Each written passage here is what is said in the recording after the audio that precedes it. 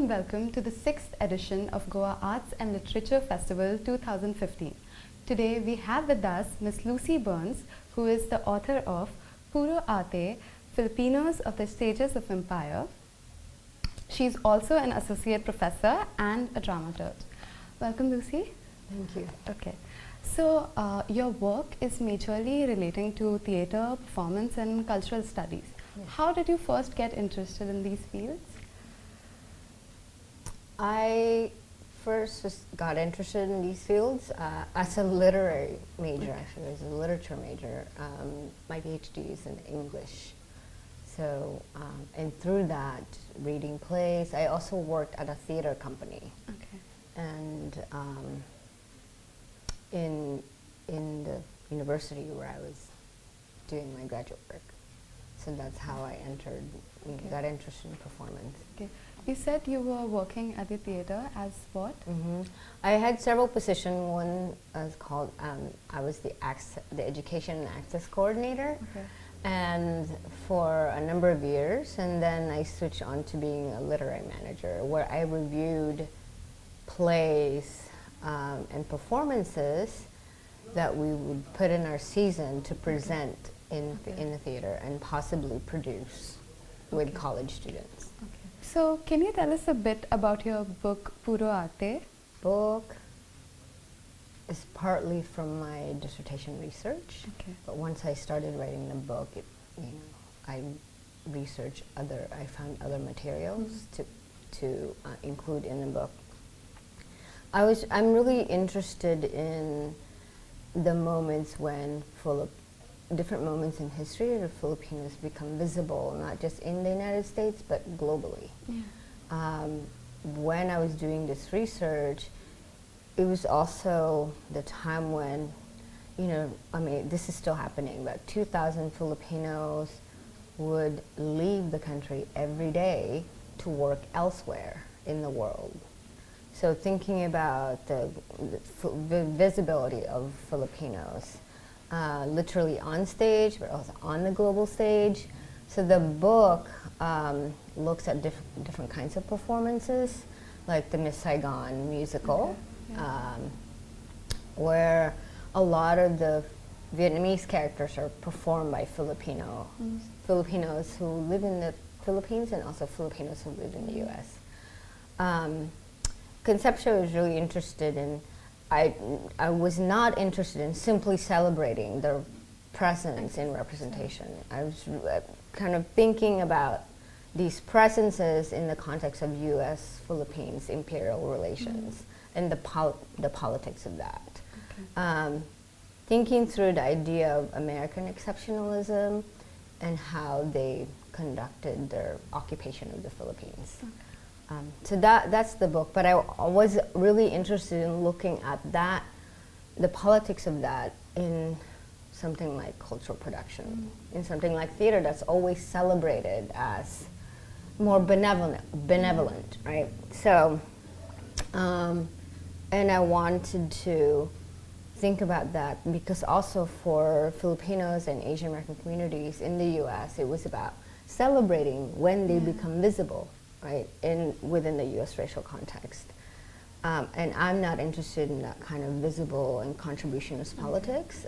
I'm really interested in puncturing, like, in the different ways of how this is equally as problematic, and that their presences, in fact, should have us question the ways in which this is connected to the ways in which we belong, right? Because this is something I've heard repeatedly in the conference. The question of ways of belonging. And for me, I'm interested in when you're claiming these belonging, it's like, how are you belonging, right? Yes, within the U.S. politics. So how long did it take you to complete the book?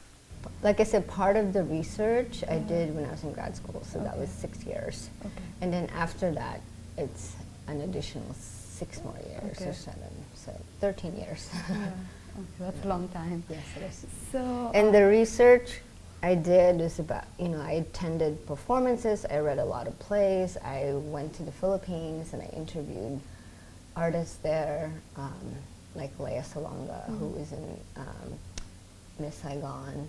Okay. I also interviewed producers who were part of it, part of these, different kinds of theater productions. Are you currently working on something? My project now has moved on to robots and performances. Okay. It's a new project, so I can't talk about it as much yet. I'm not as steeped into. Okay. Still trying to figure out. But I'm interested in robots. My point of entry to that research is that now every field is asking the question, what is human? Yeah. And so I'm interested in how the field of robotics is exploring that question. There's an engineer or a physicist in Japan who gives his talk. He's working with a theater company, and they do robot theater. So, and he gives a talk about how his point of entry into robotics is it's always about humans, because there's so much of this differentiating between robots and humans, and how robots are going to take over, and all these robots That are has simply been a debate for quite a while. right, now. a cautionary tale that I think is not as interesting. So my point of entry into it is particularly in the kind of work that I'm interested in is the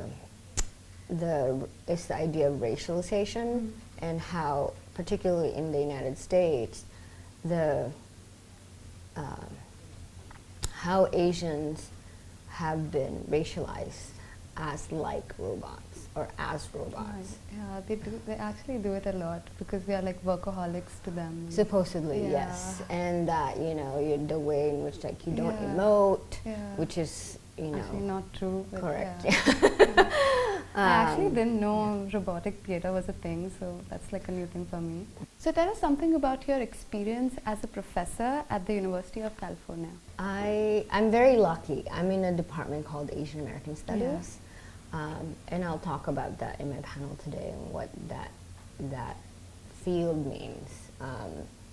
It's a knowledge project. It's that really comes out of as an anti-racist project. Almost every Asian American Studies department, and this is not research that I've done, and now I'm thinking about when I'm here, almost every Asian American Studies department and ethnic studies department emerged out of student protests. You couldn't say that. Like I said, I probably shouldn't make this statement.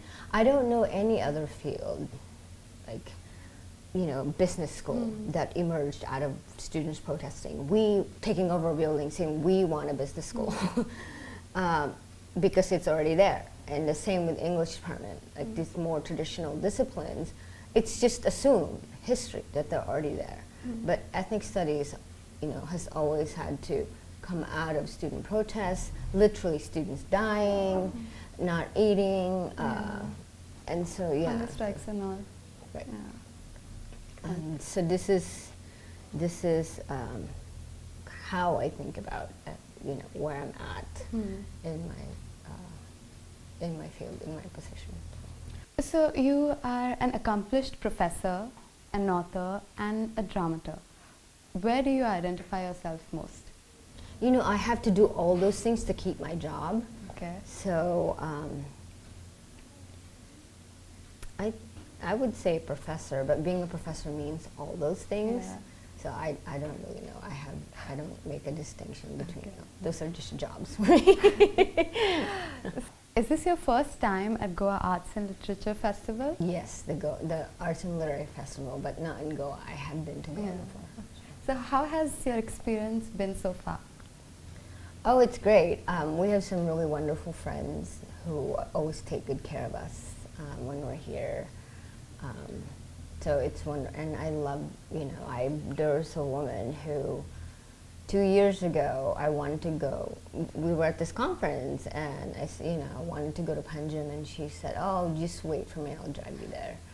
So I hopped in her car, I met her in just that moment. And today she said, oh, her name is Sujata. forgot her last name. But anyway, she came today because she saw our names in the paper. Okay. Yeah, and so here she is. She's like, oh, she's so warm and so good to see you. So yeah, so that's been such a pleasant. People here are actually really very friendly. Yes, Yeah. that's right. I'm sure there are people who are not friendly, but so far it's been a really good experience. But the other thing I also want to say is every time I come here and listen to and have conversations with other scholars and writers, I get really inspired because there's so much that for me that resonate historically in terms of colonial history and post-colonial identity. There's so much like us from the Philippines and the history. So Thank you so much for your time. Enjoy your rest of the trip. This was Sakshi. We are at the Goa Arts and Literature Festival. Stay tuned for more updates.